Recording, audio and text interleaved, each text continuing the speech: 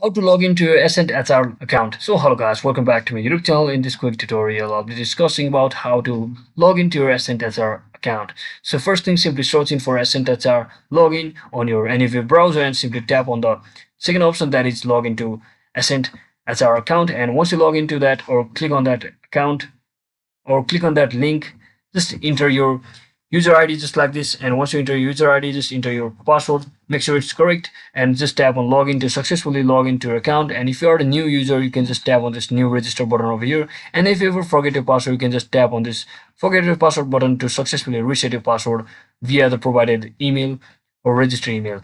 And once you do all of that, just come back over here and re-enter your login credentials and simply tap on login to successfully log into your account. But as you can see, currently the AscentHR account has not been providing any login details or login page. So just keep that in mind. So this is the same process how you can do it. So that is it for today, guys. Thanks for watching. Don't forget to like and subscribe to the channel. See you on the next one.